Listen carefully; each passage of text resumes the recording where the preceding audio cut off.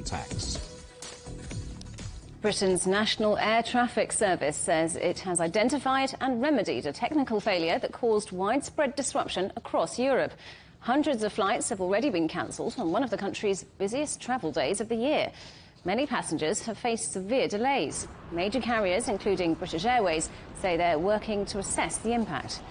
Well, let's talk now to Lisa Minot, who's travel editor at the UK newspaper The Sun.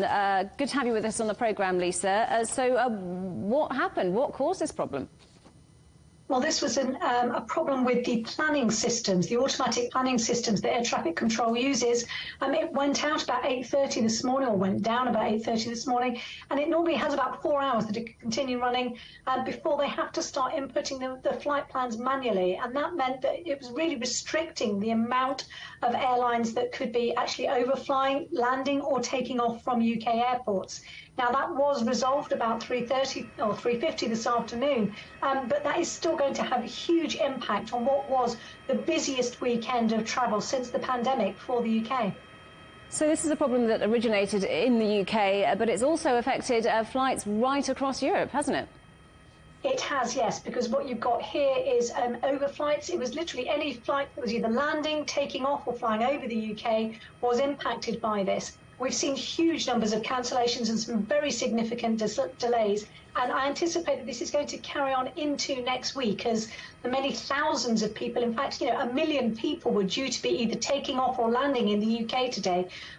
They will have a huge kind of impact as airlines really struggle with the logistics of getting everybody back where they needed to be. They've got planes that are now out of place, and they've probably got a lot of aircrew that are out of hours. And that's going to involve a real logistical nightmare in getting everything reset and getting people back where they needed to be. So you say an estimated 1 million people due to take off or land in the UK, because this is really a hugely busy time of year, isn't it? Many people flying off on holiday are coming back. How wide an effect has this had? It's had a significant effect. As of about 2:30 this afternoon, about 10% of flights have been cancelled, and even more than that, obviously, have been delayed by very significant amount of time, up to 8, 9, 10 hours. So, of course, this is going to have had a huge impact. This was the busiest weekend for flying since October 2019, pre-pandemic. So there was a lot of people out there, as you say, a lot of people returning from summer holidays. The schools start in just a couple of days, and this is going to have a real impact, especially on families who are trying to get back for those restart of school dates. So the problem is now fixed, the disruption very much not fixed. When do you think we might see things get back to normal?